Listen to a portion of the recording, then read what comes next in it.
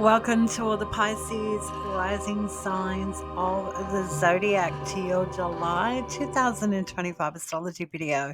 I'm Cosmic Girl, trust you're doing well and thank you for being here. So, your chart ruler Jupiter for the whole month of July is cruising through Cancer. Chart ruler is exalted in Cancer in the moon sign, well positioned. In fact, Jupiter will be here until the 30th of June 2026. So a year and change, you've got your chart ruler cruising through your natal fifth house of children, creativity, fertility, sex, romance, artistic endeavors. That natal fifth house is where we get our adrenaline pumping. It's what gives us a sense of joy, fun, life, and we proactively engage with things that we love and we create things that we love and we get joy from. And your chart ruler's here for a year and change. So a wonderful, wonderful position for Pisces rising signs chart ruler Jupiter to be exalted in the moon sign of Cancer.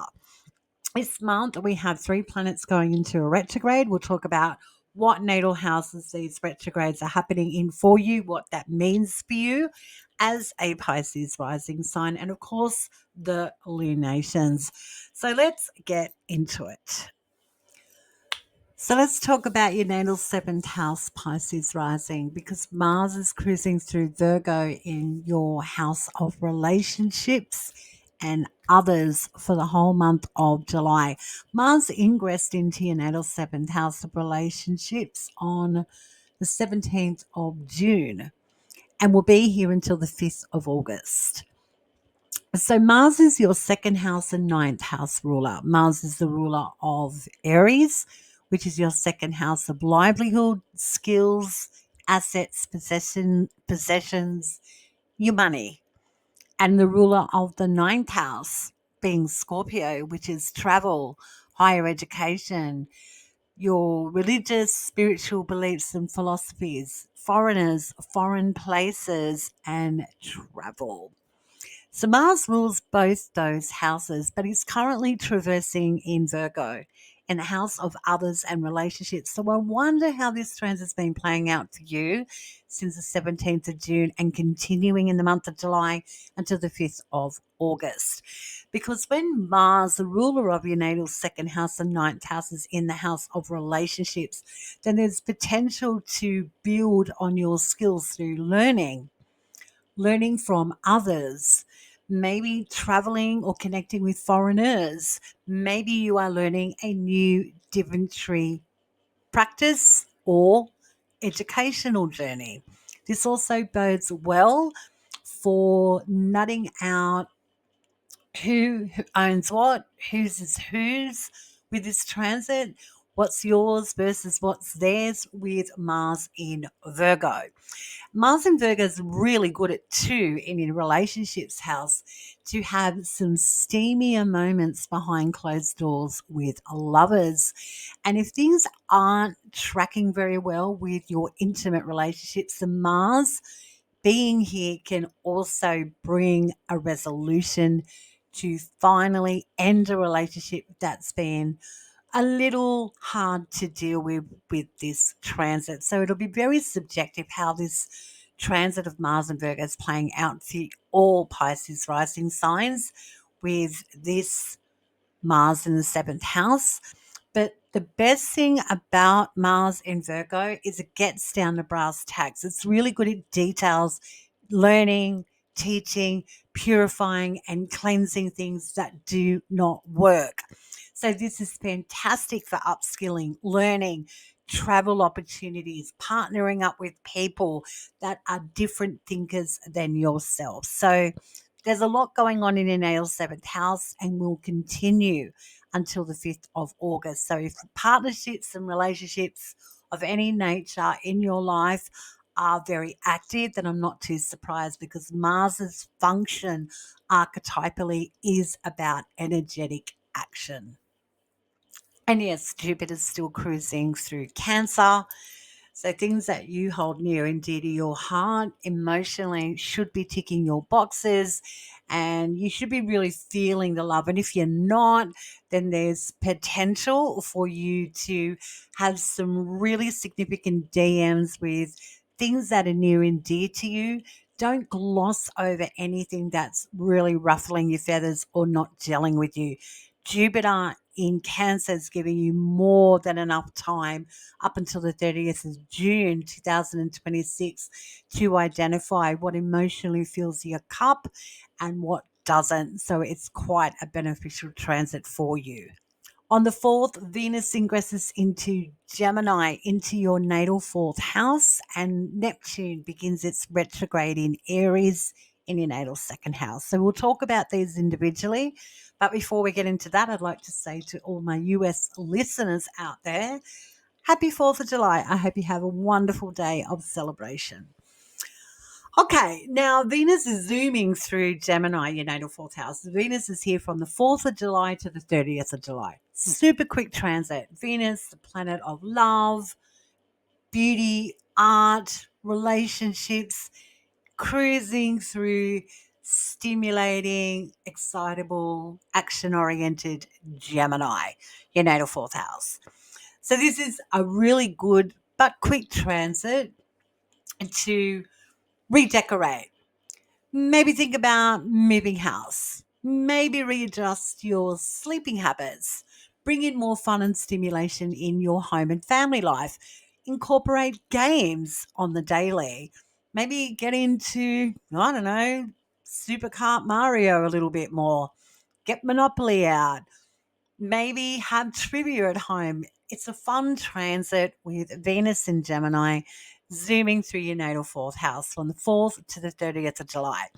So, Venus being the planet of attraction, what you may experience here is wanting to be in the home environment more. With Neptune beginning its retrograde in Aries in your natal 2nd house of skills, values, assets, possessions, and your livelihood, Neptune certainly gives you the lay of the land. You get to see the results of where you've been trying to reinvigorate your financial landscape. Neptune only ingressed into Aries on the 30th of March this year. Hasn't been in your natal 2nd house for very long. So, what have you begun, if anything, regarding building on your skills? What started with your work? What have you tried to start to nut out with your assets and possessions? When Neptune retrogrades, you'll start to identify what's working and what's not when it comes to things that you value and hold near and dear to you that support you for your long term when Neptune goes into a retrograde on the 4th of July. On the 7th, Uranus ingresses into Gemini, into your natal 4th house, joining Venus. Now, Uranus hasn't been in Gemini for over 84 years, so this is a big deal astrologically. I'm not going to labor too much on it because Uranus retrograde back into your natal 3rd house and won't permanently be in your natal 4th house until April 25, 2026. So this is like a sneak peek.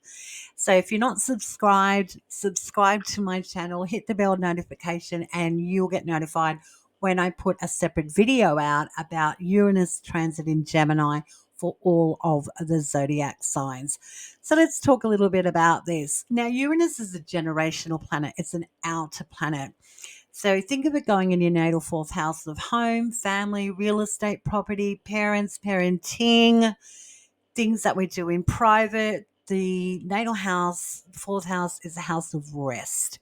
It's where we go and find sanctuary at the end of the day. So it's not a very public part of the natal chart, the 4th house.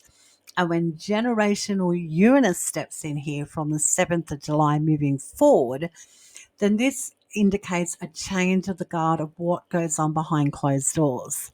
Whether that means changes within the family dynamics, how you parent or how you parent yourself. It also indicates the potential for a lot of liberation and freedom. getting out of the norms of a family structure or family system. So it's going to be very subjective for all of us, but ultimately Uranus's function is to bring in something brand new. And sometimes when we have brand new starts in our sleepy, sedate, very comfortable foundational natal fourth house, Uranus can be very disruptive when there's trying to be a tilling of the soil. And that can be a little, for better words, distorting for people. When you think of your home life where you go to rest and chill out, family, parents, and how you parent yourself, going through a massive overhaul, it can be a lot to anticipate, digest, or even experience. But ultimately, Uranus's function archetypally is to create freedom and liberation from something that has always been. So it will be an interesting transit from the 7th of July. You'll get a sneak peek at dynamics that are changing behind closed doors when it comes to your ancestry, roots, your foundations, real estate, property, where you call home, where you find sanctuary, parents, and how you parent yourself. Really quite a big deal because that natal fourth house is an angular part of your natal chart. And come the 25th of April 2026, Uranus will be here for over 7 years. So, forewarned is forearmed. This indicates for you astrologically, as a Pisces rising sign, that something is transitioning, and it's really going to be quite liberating by the end of the transit. But while you're going through it, there's going to be some high highs and low lows when it comes to things that you deal with in private. On the 10th, we have our first lunation of the month, and it's full moon in Capricorn at 18 degrees. And this is lighting up your natal 11th house. So I expect you'll hear some news from a friend or a social connection on this day. You might be getting a big reveal about some positive news that someone is also willing to share with you. So the 10th of July, expect good news with the full moon in Capricorn, lighting up your 11th house of social connections. On the 13th, we have Saturn now retrograding in Aries, joining retrograde Neptune in your natal second house. So Saturn's only moved 1 degrees. So when Saturn retrogrades in your natal second house of assets, possessions, your livelihood, your skill sets, Saturn's sort of giving you the results of what work needs to be done to fill up your bank account, maybe develop more skills that secure resources in the future that aren't quite here yet, and also gives you a lay of the land of anything that you possess that is anchoring. So it might be a great time to finally let go of that Pokemon collection that you've had for 25 years. Or get rid of those Barbies. Have a garage sale. Get rid of things that you don't need anymore. Saturn is really good at letting you know what juice is worth the squeeze and what things you can let go of that are a bit anchoring and archaic. So quite a positive transit really with Saturn retrograding in your natal second house from the 13th of July. On the 18th, Mercury is going into its second retrograde of the year. Mercury is retrograding in Leo on the 18th until August 11. But this retrograde is happening in your natal sixth house, and that natal sixth house is the house of service, where we get up every day, we do our dishes and we clean the toilet, we make the bed. We don't really get a fanfare or a clap for doing these things. This is the house of just our routine. It's very habitual. And Mercury retrograding here in Leo until August 11 is sort of showing you, if you will, what it takes to keep up appearances. And what I mean by that astrologically is just how much effort are you exerting on the day to day that's not getting recognition? And if you are getting recognition, then, then what is the energy that's needed to keep up that momentum? Leo's a fiery zodiac sign that has a lot of energy, and it sort of takes a lot to keep going and showing up on the daily. So when Mercury is retrograde, you get to see where you're going to have to take more vitamins, drink your green tea, make sure you get plenty of sleep to keep doing what you do on the daily with gusto when Mercury is retrograde from the 18th of July. Mercury and Venus are having a nice conversation on the 18th. They're having a sextile. Venus is in Gemini with Uranus in your natal fourth house. And this is Mercury's zodiac sign. Mercury rules Gemini. And so when Venus and Mercury are having a nice conversation, then this can also be a fantastic day for, showing off your artistic flair in the home, whether it's an opulent dinner or you're hosting an event in the home. This will be the day where, plans go off without a hitch. It's pretty good on the 18th for entertainment. On the 22nd, the Sun now steps into your natal sixth house, joining retrograde Mercury in Leo until the 22nd of August. Now, Sun is in domicile in Leo, functions very well. But in that natal sixth house of work and service and routine and showing up all the time, it can feel like there's a lot going on the daily. You may also find yourself in more of a leadership role. You might be the one to show people how to decorate, show people how to put their best foot forward. So from the 22nd of July to the 22nd of August, you might be on call more to show up, or a father is in the spotlight or on the radar for you for 4 weeks. On the 24th, Venus is squaring Mars. Well, this is when your home life and your relationships are coming into a clash. This simply means that relationships might need to take a back seat because there's too much going on in the home, or there's so much going on in the home that you can't engage with a social commitment. It's a push-pull day with Venus squaring off with Mars on the 24th of July. We also have a new beginning happening on the 24th with a new moon in Leo in your natal sixth house at 2 degrees. So we've talked about this natal sixth house where Mercury is and the Sun is. And now when you've got a new moon here, this is about feeling into your environment, what organically ticks your boxes that you routinely do. This new moon is a quite new beginning for you to tune in.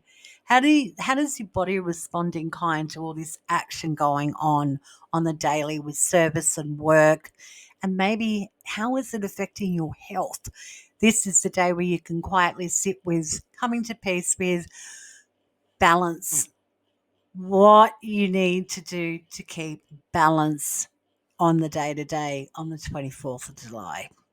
On the 30th, Venus ingresses into Cancer, joining your chart ruler Jupiter until the 25th of August. So we've got the two benefics, Venus and Jupiter, working in unison in your natal fifth house. Wonderful transit, for all of us. But for you in your house of sex, intimacy, children, creativity, joy and pleasure, you get the picture.